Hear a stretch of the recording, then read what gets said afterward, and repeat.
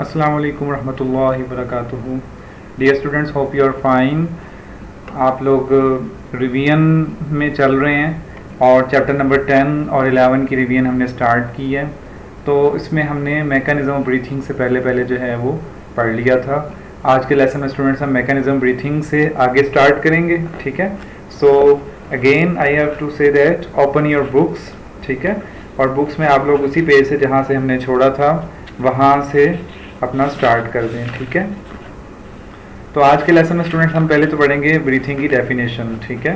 And this is given on the page number 7 और page number 7 पे first line में लिखी हुई है physical movements associated with the gaseous exchange are called breathing, ठीक है। So breathing is a physical process. इसमें दो प्रोसेसेस हैं आगे, इनहेलेशन और एक्सहेलेशन, ठीक है। तो स्टूडेंट सबसे पहले इनहेलेशन के हवाले से स्टडी करते हैं। इनहेलेशन का जो मैकेनिज्म है, मैकेनिज्म किसको कहते हैं कि जिसमें स्टेप बाय स्टेप एक प्रोसीजर को बताया गया होता है, ठीक है। तो इंस्पायरेशन में क्या होता है, रिब मसल्स कॉन्ट्रैक्ट करते हैं और रिब्स जो होती हैं वो बढ़ जाती हैं, ऊपर को उभर आती हैं, और उसी वक्त जो डोम शेप डायाफ्राम होता है वो भी कॉन्ट्रैक्ट करके नीचे को चला जाता है। आप जब सांस लेते हैं, इनहेल करते हैं, तो आप देखिएगा कि आपके एक तो मैदे पे एक वजन पड़ता है और वजन जो होता है बेसिकली डायाफ्राम का होता है, ठीक है। और दूसरा आपके चेस्ट पे भी एक वो जो है एक बर्डन सा फील होता है, और वो बर्डन किस चीज़ का होता है कि रिब मसल्स जो होते हैं वो कॉन्ट्रैक्ट कर रहे होते हैं। तो इन मूवमेंट्स के रिजल्ट में क्या होता है, हमारा जो एरिया जो थोरेसिक कैविटी है, चेस्ट कैविटी है, वो इंक्रीज करता है।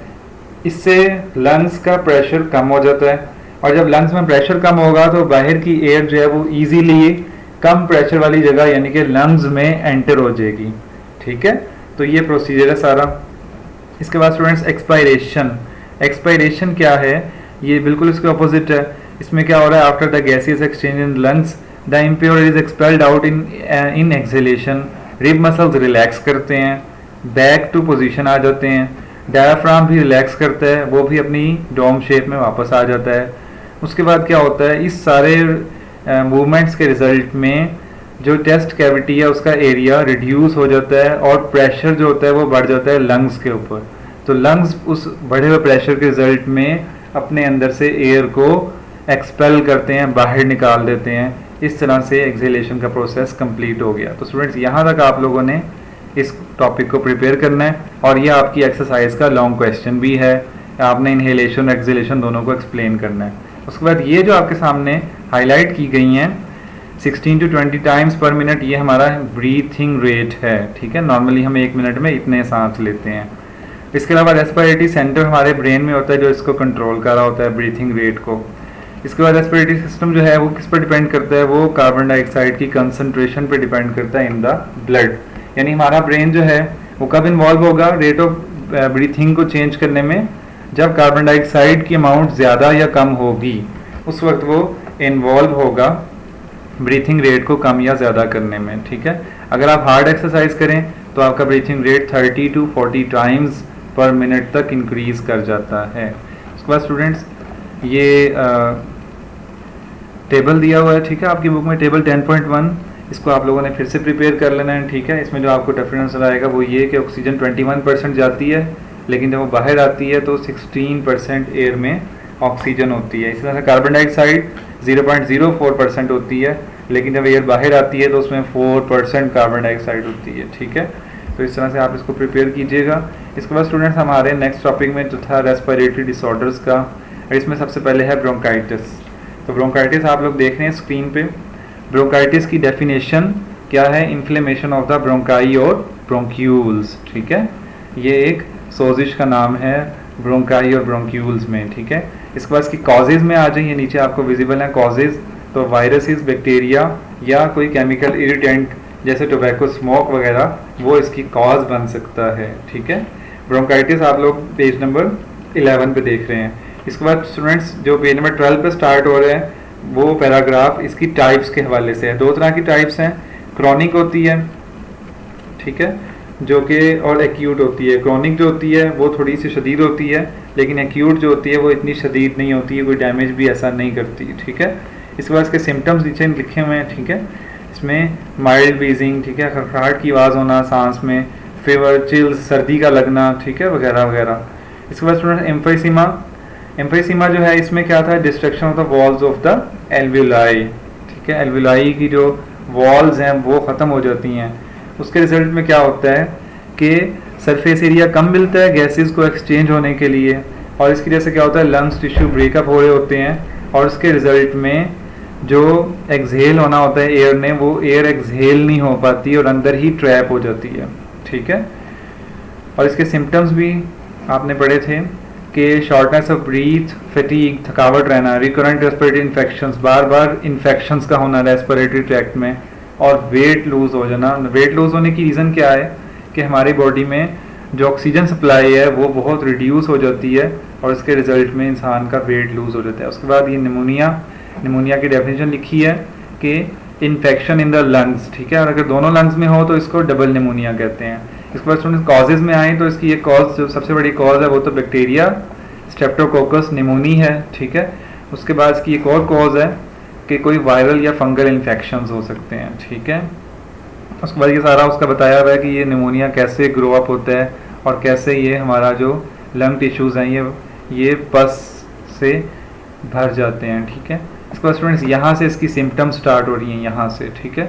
तो सिम्टम्स में आप लोगों ने हेडिंग देनी है, ठीक है, और हेडिंग के साथ इसको नोट करना है। उसके बाद लास्ट जो ये 1-1.5 लाइन लिखी हुई है इसमें इसका ट्रीटमेंट बताया गया है। ट्रीटमेंट इसका आमतौर पे जो है वैक्सीनेशन होती है या फिर एंटीबायोटिक्स दी जाती हैं, ठीक है। उसके बाद स्टूडेंट्स अस्थमा की बात करते हैं। अस्थमा एलर्जी होती है, और ये एलर्जी ब्रोंकाई में होती है, और उसमें क्या होता है, 3 बातें होती हैं, म्यूकस प्रोडक्शन बढ़ जाती है, और एयरवेज जो हैं वो तंग हो जाती हैं, और इन्फ्लेमेशन हो जाती है ब्रोंकाई के अंदर, ठीक है।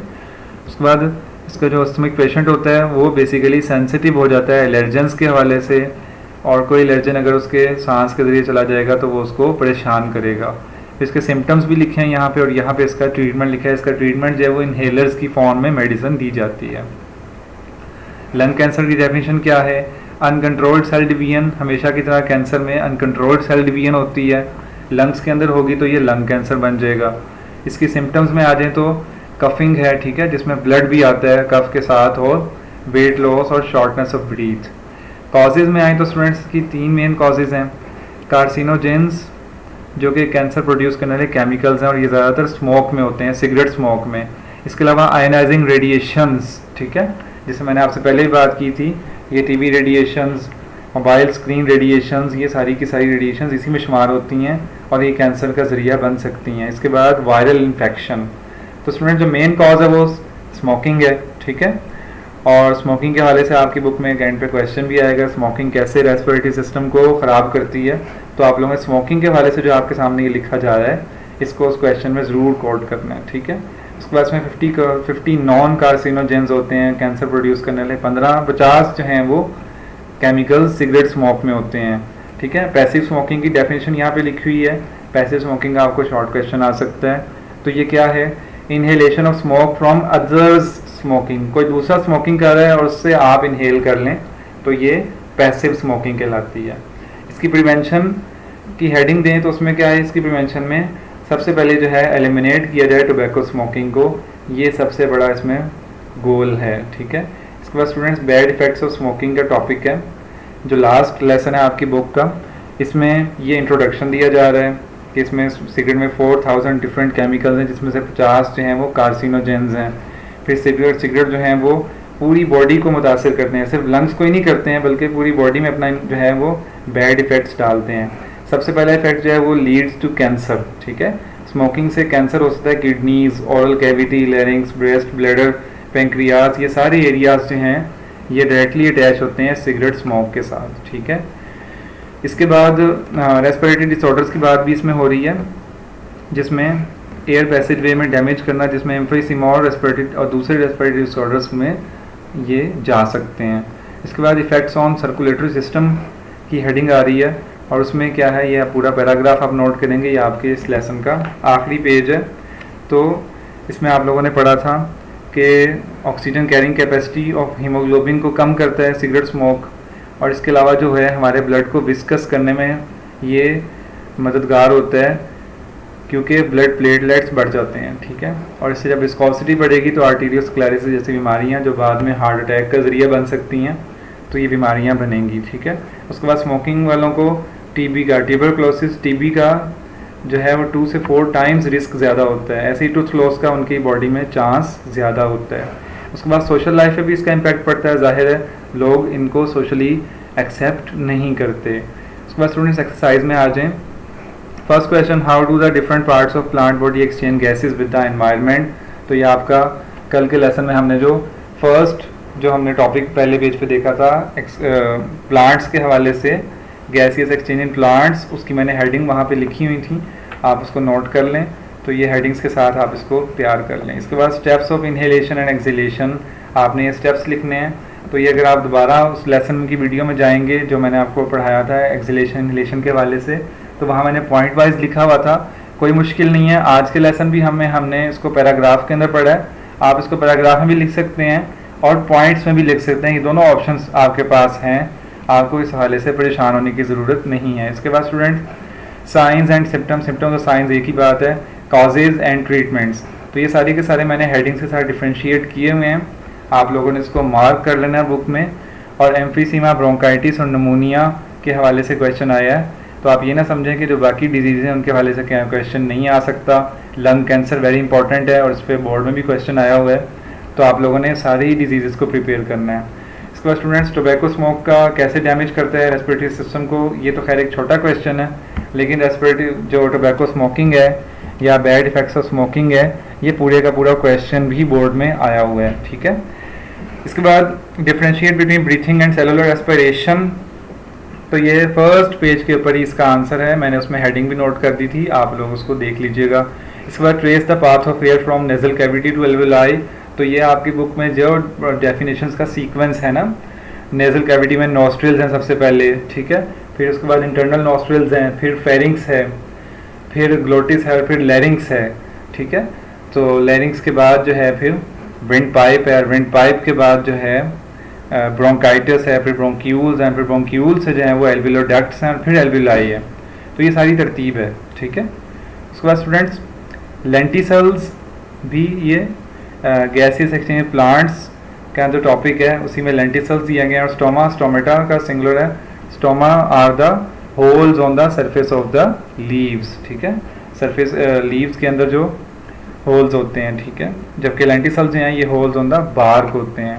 इसके बाद स्टूडेंट्स ये टर्म्स हैं कुछ, ये आपके सामने लिखी गई हैं, ये आपकी बुक में मौजूद हैं, इसको ज़रूर पढ़ा करें। बायो वाले स्टूडेंट्स हमेशा जब चैप्टर एंड हो तो इन टर्म्स को देखें, अगर कोई इसमें से टर्म आपको क्लियर नहीं है, ठीक है, तो आप लोगों ने अपने टीचर से उसको ज़रूर जो है वो ज़रूर उसको पूछना है, ठीक है। तो स्टूडेंट्स हमारा लेसन जो है वो कंप्लीट हुआ। कल के लेसन में इंशाल्लाह ताला हम स्टार्ट करेंगे जो है इस चैप्टर के हवाले से जो इंपॉर्टेंट क्वेश्चंस बोर्ड में आए हुए हैं उनको इंशाल्लाह ताला डिस्कस करेंगे। तब तक के लिए अल्लाह हाफिज़।